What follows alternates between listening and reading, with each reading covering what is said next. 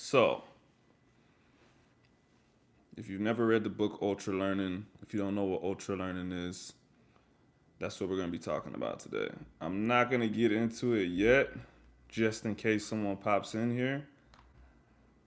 Um, After like 5 minutes or so, if nobody's up in here, I'll just start talking about it. But if somebody's going to show up, I don't want to start before someone's here. So I'm going to kind of treat this like a lecture. But if you pop in um, and you want to talk about random stuff in the middle of me talking about ultra learning, be my guest. I'm very open to conversation. So it's kind of going to be a little bit of back and forth. Me talking about this concept and conversation, depending on who pops in here, right? So I'm going to give it a couple minutes before I start talking about it, just to see if anyone's going to be in here. We got two people in here right now. Don't know exactly who it is, but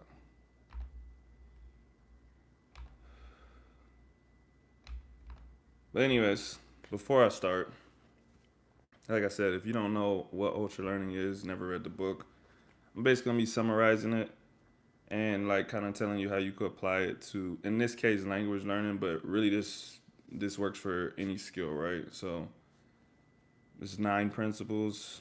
I'm gonna go through all 9 of the principles and talk about kind of what they mean. If you want to get super specific, you need to go read the book. But I will give you an idea, and you'll probably say, "Oh, I actually want to go read the book now based on this." Give me like 2 seconds. I'm about to share this to my other social media just in case someone wants to watch it. Do, do, do, do, do. Okay, I'm back.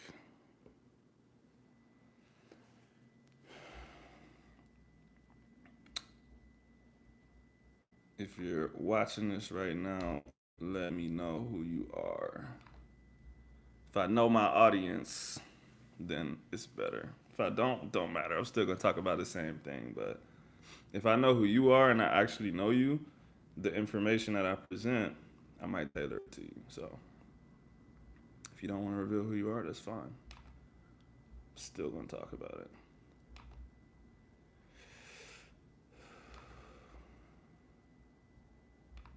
I'll give it about 1 more minute, and then who's texting me? We'll give it about 1 more minute, and then I'll start getting into it. And then whoever sees this afterwards, you'll basically just have a video explaining it, right? So easy for you. Let me just make sure I got all this information in order so when I talk about it, I don't have to search what I type too much.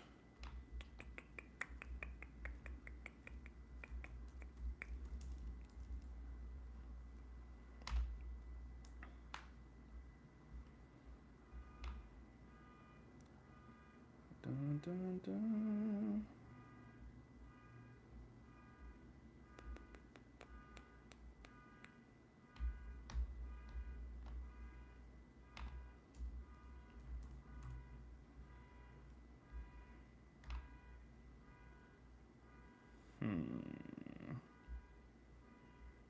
I wanna be forever young.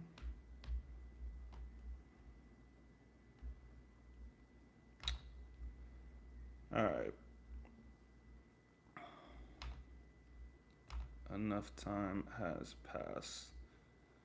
So let's get started. So every time I talk about one of the 9 principles, I'm gonna put it in the chat just so if you pop in, you'll know what I'm talking about, or if you leave and come back, you'll know what I'm talking about. So, in this book and in this concept of ultra learning, the first principle is meta learning. Like I said, we're going to use language learning for this example, but I'm going to talk about it generally enough that you could apply it to anything, right? So, the first thing, meta learning, you need to draw a map basically, and that map is what you're trying to accomplish. For language learning, 99% of us, I don't know people that don't have a goal that's this, but I'm going to just assume 99% of us want to be able to have conversations with people, right? So, like, why, what, how, that's our map. How are we going to get to having conversations with people? What what are we really trying to accomplish? That's what meta learning is. So before you even dive into this subject, you would want to look at how do people get to being conversational, right?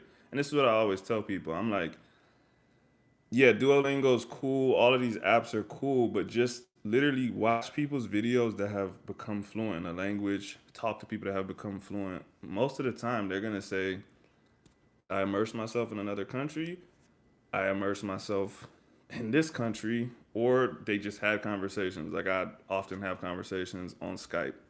Lots of people do that, right? So, again, in this map, I'm gonna type that in there too. Let me do a 1A. 1A. Y. So, why? Why are you trying to do this? Because that motivation is a big part of. I mean, it's the main part of what you're doing. It's what's going to keep you going. I always tell people if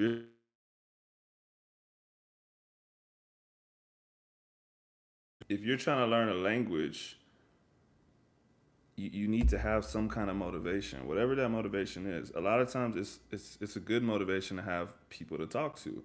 If you're learning some language that's dead, that no one speaks anymore, it's gonna be tough to continue learning it. You don't even have anyone to talk to, bro. Same thing as if you're learning some like quote unquote exotic language that no one near you speaks. It's gonna be hard to keep it up because you literally don't have anyone to talk to. Luckily, we're in the age of technology. If you want to, you could get on iTalki or some app like that and talk to random people across the country or across the world, I should say. But like I said, have a strong why. Because when stuff gets rough and you like don't feel like doing it, that why is gonna it's gonna keep you going, right? So let's go to 1B. My dude, what's up, bro? How you doing, man? So 1B is gonna be what? And that what is, like I said, in that map for whatever skill we're trying to obtain. Like I said in this example, it's going to be a language, but this works for any skill. It's like, what do I need to do to obtain this skill? So you got your motivation, and you literally have what needs to be done in order for me to obtain the skill. For me to have a conversation with someone, there's a certain quantity of words I need to know. I need to be able to hear them and understand what they're saying, right?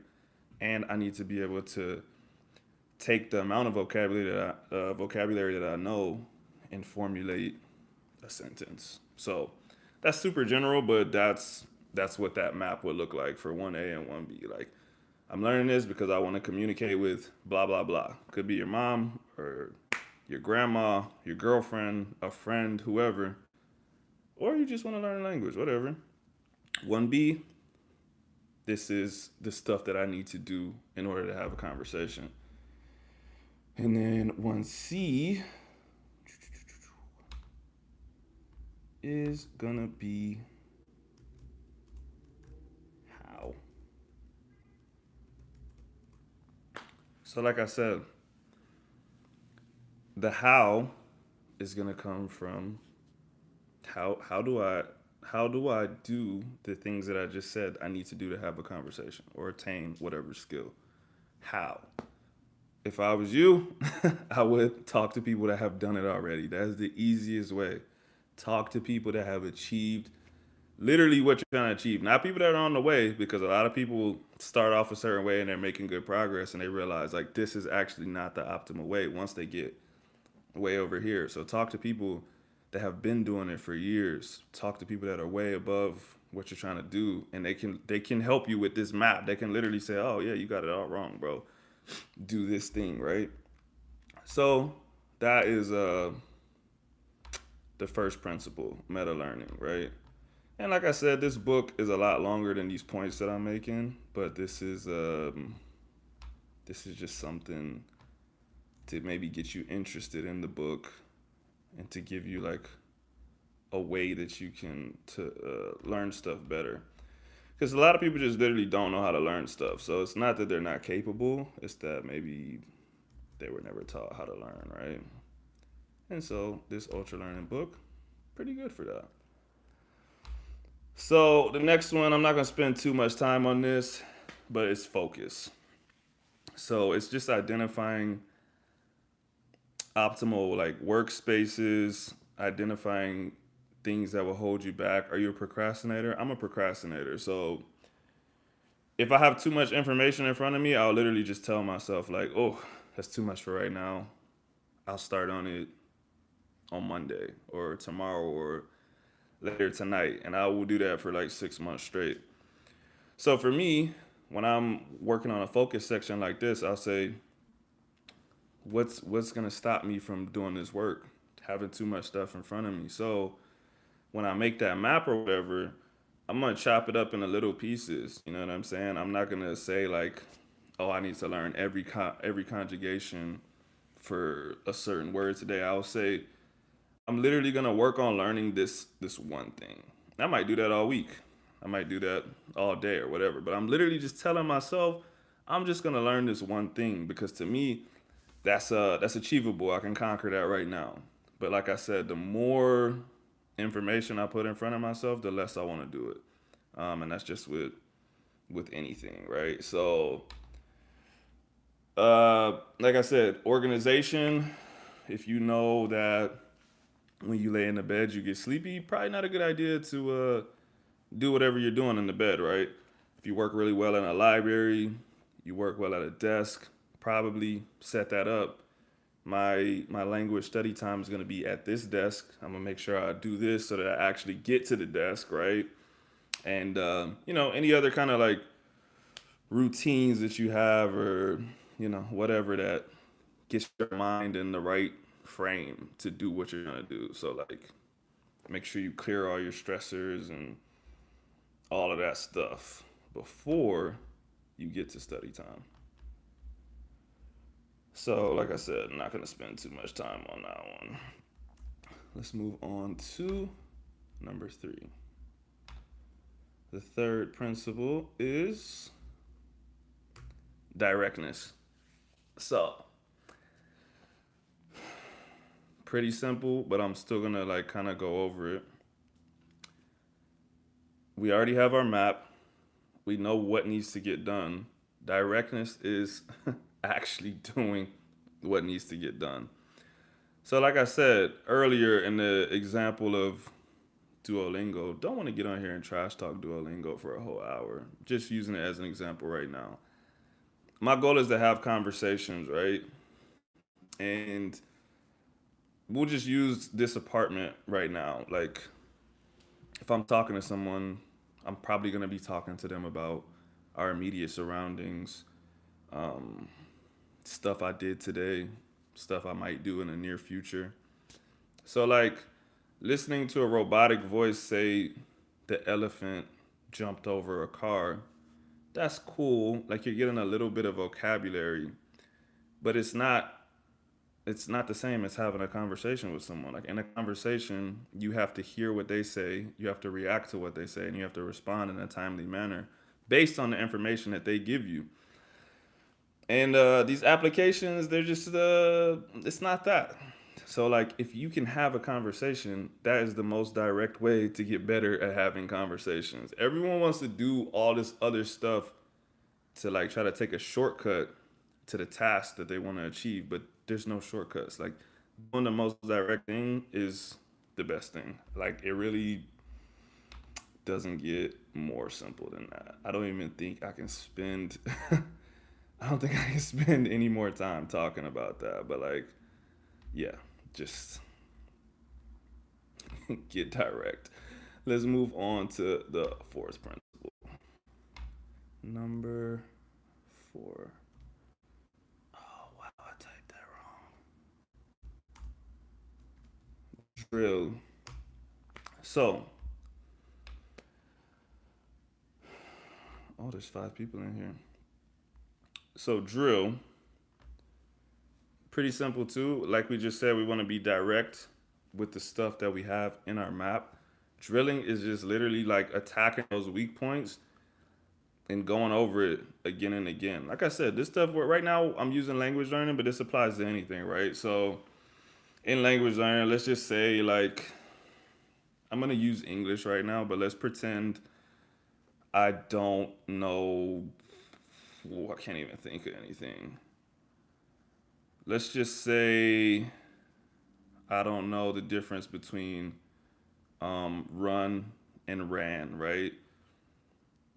I need to say that myself in conversation. Like I need to make it a point to work on getting the right thing, right? I need to say like I might have to mess up a few times, but I need to go say ran in conversation so that it becomes something normal for me, something that just, rolls off the tongue. When you were a kid, I guarantee you said run more than once.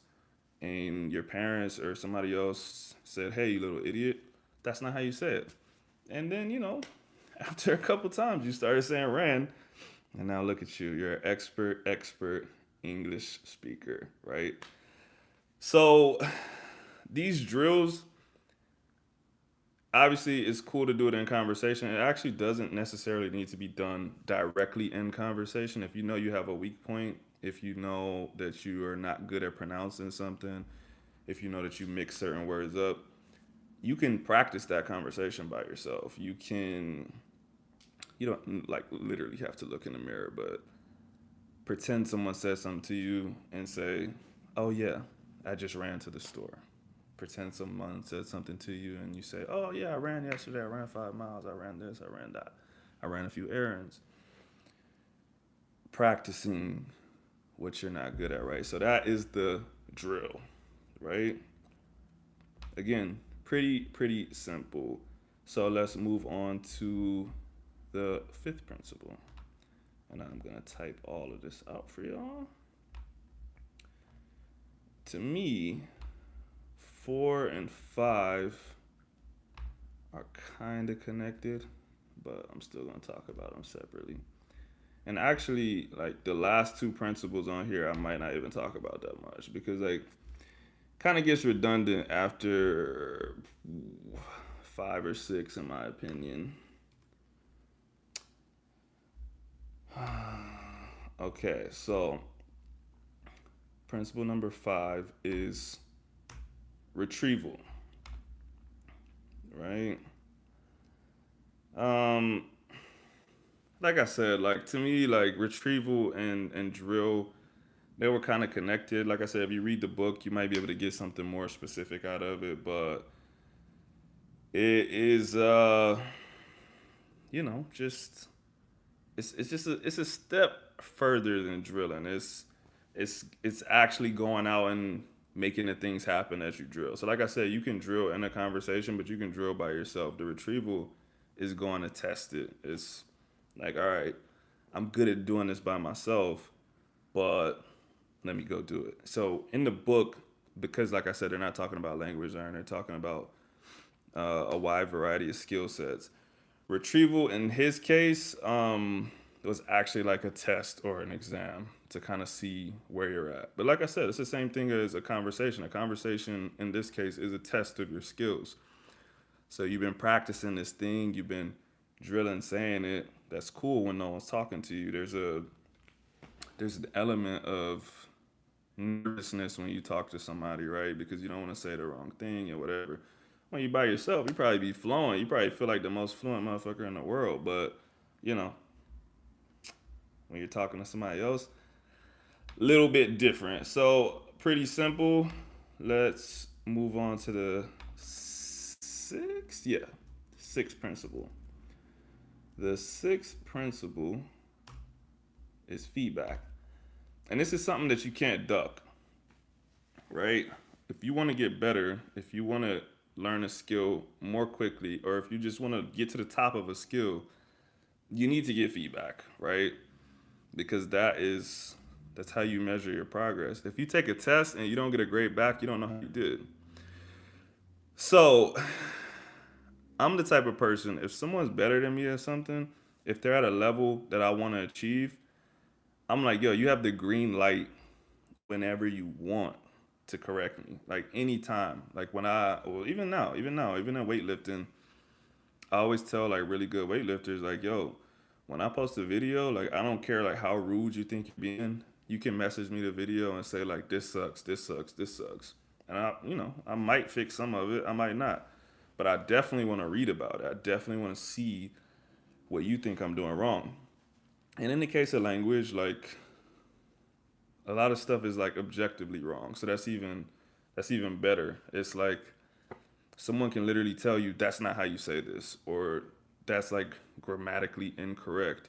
You need feedback. That way you can go back to the drawing board and say, this is my weakness actually. Maybe my weakness was this before, but now that I've advanced my level, I don't have a problem saying ran instead of runned anymore. Now I don't know how to say something more complex. Like, how do I say, I don't know, I ran into her. It's a little bit of a different grammatical structure, right? Same word, but it's a different thought. I'm just throwing out random stuff, by the way. So, yeah, like I said, you need that corrective feedback so that you can go and say, this is how I do this thing better. So, let's move to the next principle, which is retention. Retention. This irks me a little bit about language learning. You will see like people that learn the language in 30 days and they study like I'm just making up a number here, but they're like, I studied 5,000 words. I learned 5,000 words in 30 days and I was able to have a conversation with blah blah blah. First of all, like those videos only work on people that don't know the language or that like are not at the level of the people that posted the video. Or else you'll just hear a bunch of mistakes. Like I watch a lot of those like videos in Spanish and I'm like, this dude sucks. Like not being disrespectful, but like they're trying to pass it off as they learned 5,000 words. They did in one instant, but they didn't retain most of the information. Like it doesn't matter if right now I learned 10 words and tomorrow I can only use two of them. Like going back to that map, right? What did I say? To have a conversation, I need to be able to form sentences. I need to be able to use my vocabulary, and I need to be able to understand people's vocabulary so that I can respond to it. If I learn 500 words today, and you need 500 words to have a conversation, but tomorrow I can only remember three of the 500, well, like the 500 words were kind of worthless. So it's more important that you retain like 20 of those words versus learning 500 and retaining none of them or three of them. So but that goes into your map too. That should go into the what. How do I retain information? Learning stuff through context, learning stuff with your senses. I'm super against flashcards because they have no context. They have uh, no use of your senses. Like it's a word on paper. And sometimes you can put a little picture with it, but it's not the same. It's not the same as like it's not the same as drinking a hot cup of cocoa with the marshmallows in it when it's cold. Like you will never forget hot cocoa because like you had an experience with it. It's not something you saw on a paper like, oh, hot cocoa, like this brown stuff you put in a cup. Like, nah, bro. Like I know what hot cocoa is because it's a core memory. So that is retention. I'm gonna type the last two right now, but I'm not gonna talk about them too much. Like it's kind of self-explanatory to be honest. Intuition and experimentation. Obviously, when you get good enough at a skill, you can try other things, right? When you don't know anything, it's kind of hard to be creative and say like, oh, I think this will work, or I think this is related to this, because you literally don't know anything. But as you get better at stuff, you can. Let me see. Hold on. Oh, sorry. Intuition was 8. Experimentation was 9. So, yeah, you guys are smart. You'll figure it out. So, yeah, man, that is ultra learning right there. Like I said, I put it all in the chat. You could screenshot all of that. But like the most important thing is making a map of why, what, and how. If you have that mapped out, to me, like yeah, you still need the other stuff, but if you have that stuff mapped out, like an actually good map, like you're gonna succeed, in my opinion, which doesn't mean much. Just saying. So anyone that is in here or was in here, what you think about that? What you think about my presentation? Should I try to be a college professor or what? I should get paid for that. But yeah, it's a good book. It's a good little concept if you want to learn stuff better and quicker. So going back to what I said about people that say they learn languages in like 30 days or whatever, they probably use something like this. They probably talk to people that learn quickly, because like if I could go back in time, like, or even if I picked up another language right now, I could definitely learn a language and speak to someone in 30 days, 100%. But it would just be a lie to pretend like I was anywhere near fluent in that language. That is the part that irks me. But I'm sure all of those people that make those videos, they do something like this, because it's just it's pretty much the best way to learn. I read a lot of books about learning, because the better you can learn, the better obviously the better you can do something, the more efficiently you can do it. So like I said, a lot of people just suck at learning. It's not that they don't have the capacity to do whatever. And I used to be like that too. I used to say like, I just don't have a language brain, because I knew people that had learned 2 or 3 languages, and I would be like on Duolingo and all of these like online apps and stuff, and it was like years and I couldn't talk. So I was like, it's just not me, until I found better ways to learn. So, and I always try to stop people from falling in that trap, man. But sometimes you just gotta learn for yourself after like months and months and years of doing the wrong thing. You know what I mean? So, anyways, enough of that.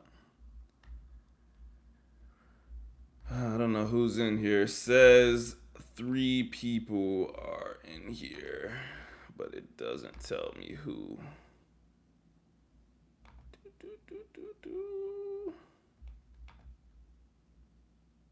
Oops.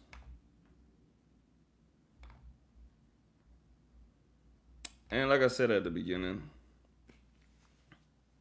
you can put anything in the chat. You could ask me anything. The video was about ultra learning, but I'm done with that. So can talk about whatever. If not, if it goes too long without someone saying something in the chat, I'll probably get off in the next 10 minutes maybe, because the purpose of this video is done. It is Friday night though. I really shouldn't expect anyone to be on here, so I don't.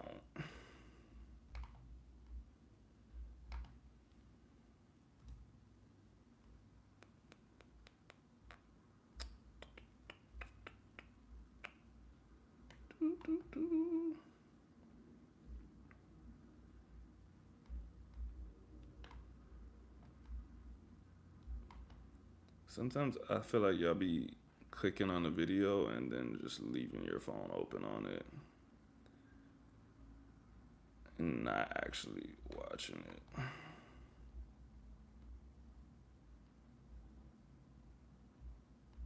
But yeah.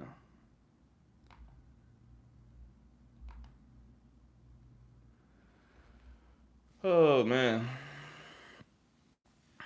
Matter of fact, yeah, y'all got 5 more minutes because nobody's saying anything. So, um, if I go 5 minutes without anyone saying anything, clicking off this all. Make sure you leave a thumbs up. If you happen to watch this video after it's live, give it a thumbs up. If you're watching right now, give it a thumbs up. Several people have left thumbs up, so I appreciate that. I really do.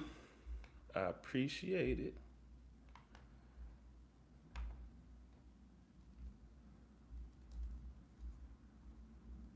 Let's see.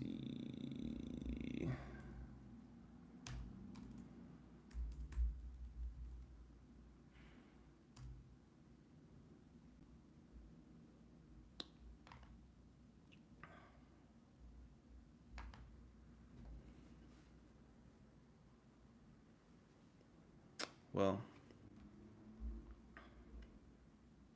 I did say last time that I would read some news. Craziest thing I see in the news. So let's pull it up.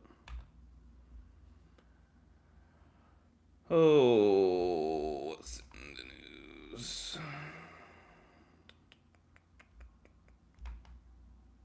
Let's look at Bing News again, because last time Bing had the craziest news. New leak of classified documents alarms Pentagon. That's not good. Clarence Thomas is taking bribes. That doesn't surprise me. North Korea is testing underwater nuclear drones. That can't be a good thing. I don't expect you guys to know Capitol Hill stuff. The guy in Seattle that was chopping up people and putting them in suitcases, he got in trouble today. It's not that much crazy news today. Cash App founder, I'm sure y'all saw that. Cash App founder got shanked to death. Yeah. He was seen staggering and asking for help on surveillance video. 3 juveniles, ages 12, 16, and 17, charged in triple murder. Florida. Don't go to Florida, y'all.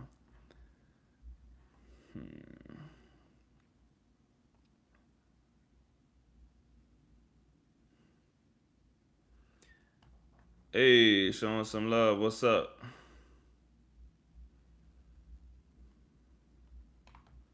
You got any questions? Anything you want to know? I'm willing to answer whatever, or almost whatever. Not whatever. But pretty much whatever.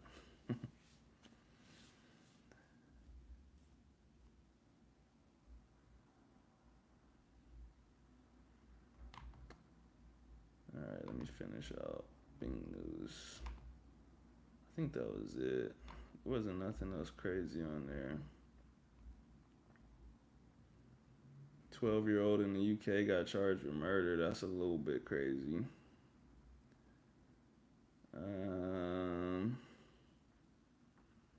Two tourists shot in Mexico.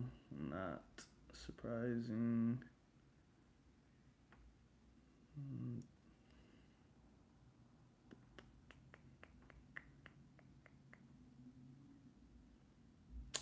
Yeah, it's not really not too much news, man. Not too much news.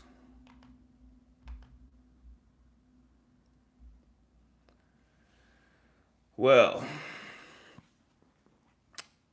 I am gonna stay on for 2 more minutes, pending any questions. Like always, if somebody gets on and sorry, Do I struggle with lack of sleep? Um, Occasionally, not because of myself, but because of the time that I work at. So I have to get up at like four something to go to work, and sometimes I just have stuff to do in the evening. Like I take dance classes, so a lot of times I get out of dance class at 8 o'clock. So after like 2 hours of dancing, I still gotta eat, gotta shower. And by the time I like get ready for bed, it's already like 10. You know what I mean? And if I went to bed at 10, that would only be 6 hours of sleep. But I don't fall asleep at 10. I'm like in the bed at 10. So on those days, like I just have to take the L, um, and just get less sleep. It's not exactly the healthiest thing. But if I have a night like that, then the next day I just plan to take like a really long nap to try to feel better about it. Today I came home from work. I took like a 3 hour nap. So, do I struggle with overthinking? No, not at all. I don't. I'm not an overthinker. Like, I'm an analyzer. So if there's something to be analyzed, I will. But I'm pretty good at being like, this doesn't need to be, this doesn't need to be thought about. So, nah, that's not me. If you struggle with overthinking, um,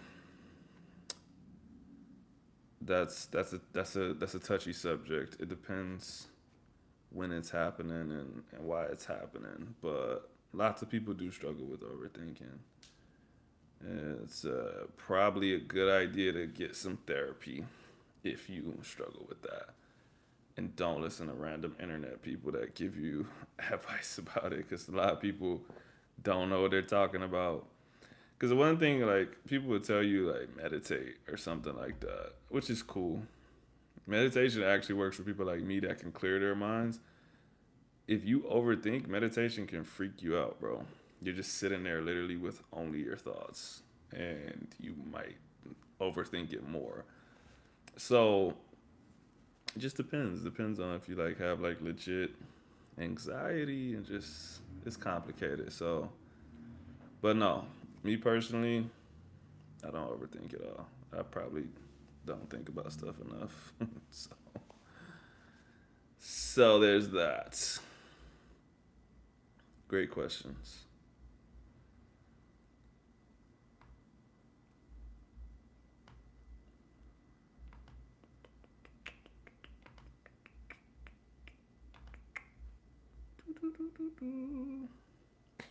No problem, my friend. Any other questions? Anything you want to know about anything? About anything that I know? Because if I don't know it, then, you know, I can't help you. But if I know it, I got an answer for you. Yeah, I'm gonna keep trying to do the lives. Like as long as someone is actively participating, this is cool to do. So I'm interacting, it's cool. Like I said, with this one, my purpose on here was getting on and doing the ultra learning thing. So, I did that. So when it questions, it's cool. If y'all just say random stuff, it's cool. I don't like sitting on here when no one's talking, or when there's like five, six people in the chat and like no one's saying who they are. Like they're just there. I'm like, is this fun? I don't know. If I was on someone's live, I would be interacting. I click on people's lives and like ask them questions and like say stuff. So I don't know. I know some people just like to watch from the shadows, but to me, if no one's saying anything, I'm gonna get off. So just know that.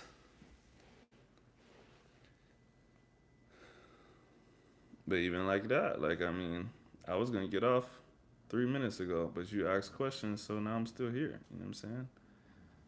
If someone else says something, asks something, I'll stay on.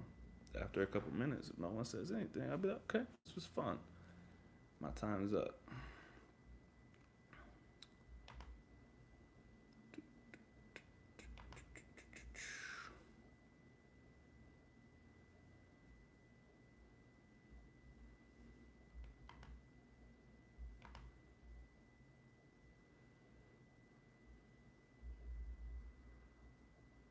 let's see, I've been transmitting for 40 minutes. Let's let's see if we could take it out to 45. If no one says anything about 45 minutes, I'll get off. If someone says something, I'll stay on. But it was a good live. Try to do more topics like that, something helpful. The last few lives I did, I was just kind of there, which is cool. But I need a reason for people to click on the live. So the ultra learning should get some people to click, and then maybe they'll feel more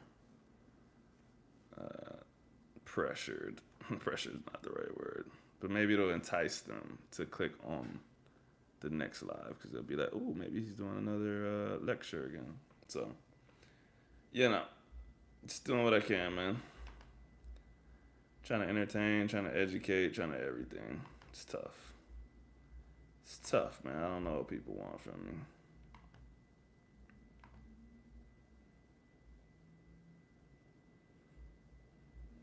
Yeah, I don't think I'm gonna make it to 45 minutes, man. Starting to get a little bit bored. And I need to finish the last season of You. It's getting kind of crazy, man. I'm at the part where like Joe's like in the mansion or whatever, and he's trying to figure out who's writing him the letters and stuff. So I need to hurry up and finish it. Am I still in school? No, no. I'm 30 years old. I turned 31 in 9 days. I graduated college years ago. I might do a master's. I always said I wasn't going to, but I might. I kind of just because I like linguistics, I might do something in linguistics. Like I don't know what though. That's the problem. But yeah, I graduated already. I'm old, bro. Super super old. Never liked school.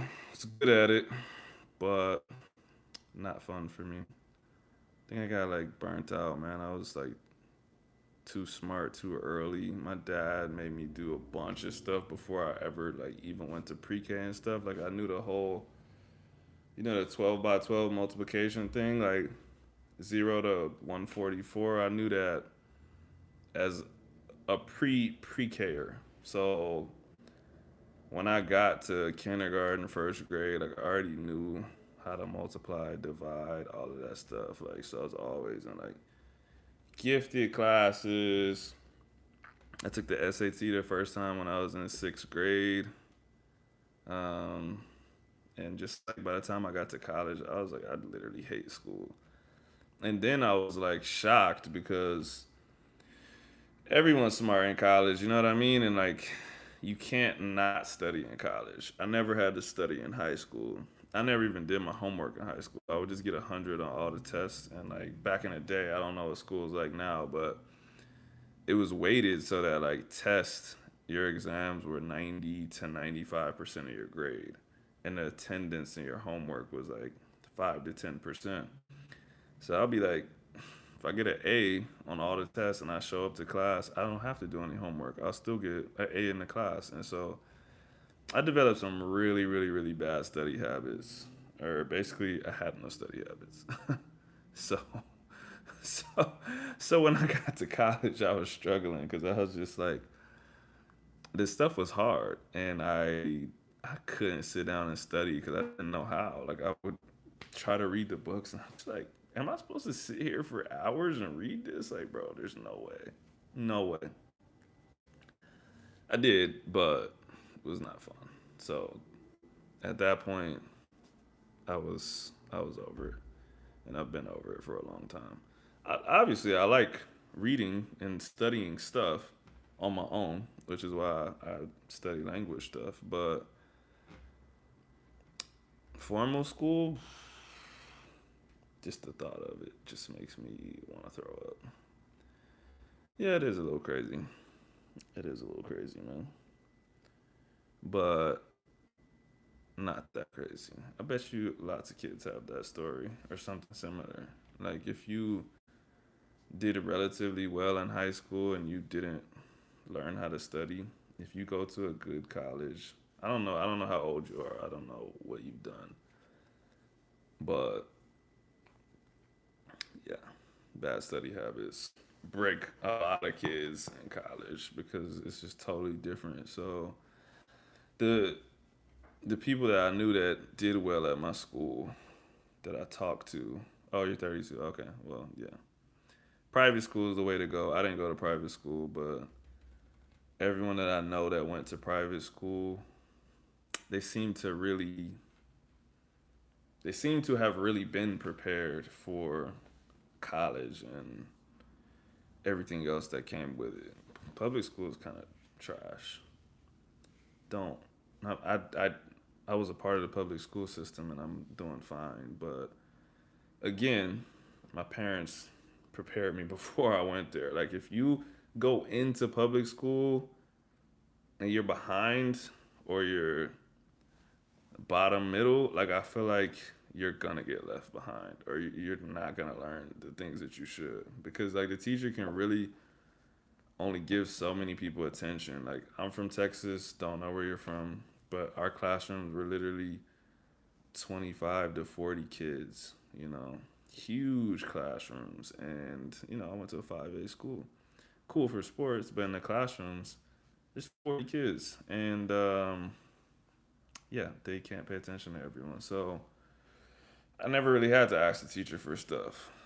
And the kids that did, there was multiple, and the teacher can't help everyone at once. And so, you know, I think some of those kids get frustrated and stop caring, or they just, you know, they might care, but they literally can't do the work without the teacher's help. So, and then, you know, private tutors and all that stuff, you gotta have money for that. So, life's tough, man.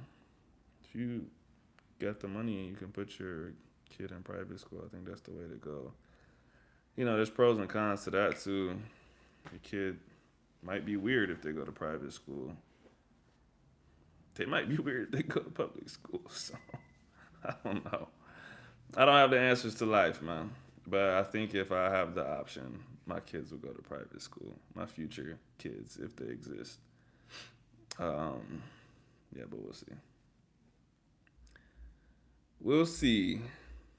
See, you did it again. I'm at 48 minutes. I was gonna get off at 45, and I started talking again. We'll say 50 minutes. At 50 minutes, if no one has said anything, then I'll get off. So that's 2 minutes to make a move.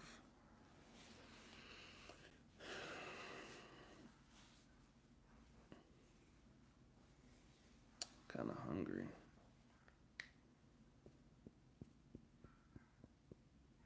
You'll rewatch this live again? Cool. I don't know what point you came in, but yeah, oh, you came in later. Okay, yeah. It was just Ultra Learning. It's a book by Scott Young. Scott Young? Yeah. And it's just how to learn something efficiently. Um, how to learn the most in the least amount of time. So, you know, just to sum it up, I know you're gonna watch it anyways, but it's just making a map of like what you need to do and then directly doing it. So, like I said, in the case of language learning, what you're trying to do is have a conversation, and then you would have why you want to have conversations with people in that language and how you're going to do it. And everything after that is just being super direct. So, not doing like Duolingo and apps and stuff like that, like literally having conversations. And yeah, directly doing a task that you're trying to get better at. Getting feedback, going back to the drawing board, expanding that map, making that map better, blah, blah, blah. But like I said, 9 principles, and I went through each of them and kind of talked through each point. So yeah, if you rewatch the live whenever it allows you to get more details. But I think it's very similar to things that I've talked about, like any of my fluency videos or how I would relearn the language or something like that. I always say the same stuff. Like, the further you get away from having conversations with people, the slower you're making your journey, or worse, like you might just be completely getting off track. Like, I know so many people that have Duolingo that cannot speak. They cannot have conversations. So people should say, I know all these people that have Duolingo and can't have conversations. Clearly, this is not the best route, but they don't do that. And I'm not saying Duolingo sucks. It's a cool supplement. It's just not the way. But you can use any app as a supplement. You can use books, TV shows, all of that stuff as a supplement. Music is a supplement. It's just not the way. People are like, just watch TV shows and you'll pick up the language. No, you won't. No, you won't. That was the case. Every kid that watched Dragon Ball Z or whatever would speak Japanese. It does not work like that, bro. Doesn't work like that. Same thing with music. Like, even if you can quote, you know what? Maybe 10 years ago, there's a song, and I still know it. I still sing it to this day. I just know what it means now. But there was a song that I learned. I literally Googled the lyrics so that I could sing this song in Spanish. And I could sing it word for word, and I couldn't tell you what none of it meant. Like, nothing. Not a single sentence. Here and there, I would know a few words like, oh, that word means cry. That means this. But even learning every single word in the song did not help me speak. I wouldn't be able to put those sentences together myself. So don't listen to what the people have to say. Nobody like I said, everyone that learns languages, they all give the same advice. It's other people that have not become fluent that are like at the beginning of their journey still using Duolingo and stuff. They're like, Duolingo's perfect, bro. I'm using it. And it's just like, yeah, don't use it because this guy is the perfect example of why you shouldn't use it. And again, that's not me saying drop Duolingo. It just shouldn't be your main resource. It should be something that's helping you to have conversations. Now, if you go have a conversation and then you come inside and learn more words on Duolingo so that you can go practice those words, it's a little bit different. But, getting to level 32 or whatever Duolingo has, I don't even know.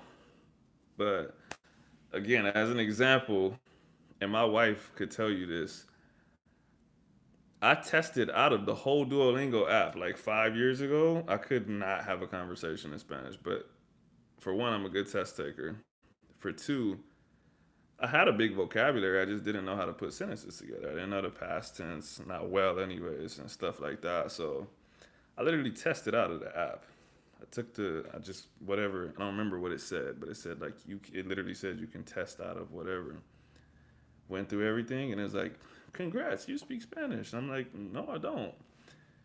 And so from there, I was just like, they had just came out with like the Duolingo podcast and stuff like that. So then I started listening to the podcast, and I was like, wow, I can understand like half of these words. But like I said, I didn't get good at talking to people until I started talking to people. It sucks, but that is how it works. And then once I started doing that and I made this rapid progress, I was just mad at myself. I was mad that I bought all of these apps because I always do like Duolingo Plus and like, what's this? I had this one called like Fluencia or something like that. I was paying every month for that. And like, it would give you a lot of vocab. Like I said, it wasn't useless. It just wasn't the most useful. Nothing is as good as directly doing the thing that you want to do. Like, you can watch all of the YouTube boxing videos that you want, but you will not know how to dodge a punch until you get punched in the face. You won't know how to correctly throw a punch, how to correctly hit something until you go practice hitting a thing. It doesn't matter how much NBA you watch. You will not be able to dribble a basketball without practicing dribbling. So don't know why people think that doesn't apply to language, but it does. You can learn some stuff. Don't get me wrong. You can learn some stuff, but it is not as good as having conversations, which is why I encourage people to do that. And they can come on my podcast and we can talk in Spanish. Most of my guests, we've done Spanish and English. Like, I don't care what level you're at, bro. Let's do it. Get you some practice. Get that fear off your shoulder a little bit. Because I feel like once you take a big step and you do something like that, it kind of makes everything below that a little bit easier. So, like, when I have day to day conversations, I don't think twice about it. When I, like, if I make, like, a live, if I did a live in all Spanish, I might get a little bit nervous, but I would get a little bit nervous even presenting a topic like this because it's just not something that I'm doing on a day to day basis. So it makes you a little bit uncomfortable. But once you take a step up like that, like I said, day to day conversations become like, oh, this is nothing compared to a 50-minute speech or something like that. So I would try to get people to just push their boundaries a little bit because, like I said, then everything that was further inside of that boundary just becomes like way more comfortable after that. So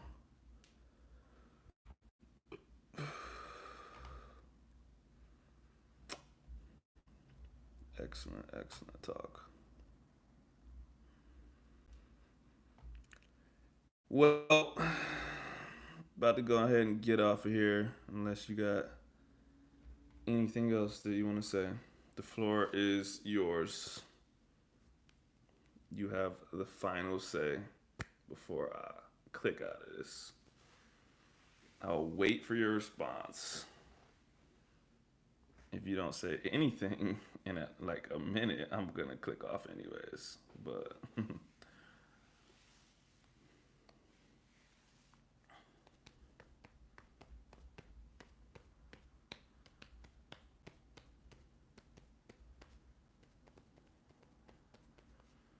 but also I realized that the stream like kind of trails a little bit because I'll say something and someone will reply like 30 seconds later. So I don't think y'all are actually watching live. Just my opinion. I could be wrong.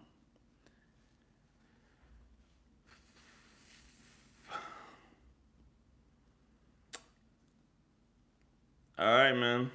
I appreciate you too. And I will catch you next time, maybe tomorrow or Sunday or something like that. But I'm probably gonna put out a video tomorrow. That I don't know if I'll do it live. There's a lot of stuff going on, but we'll see. We'll see. Anyways, I appreciate y'all. Have a good night.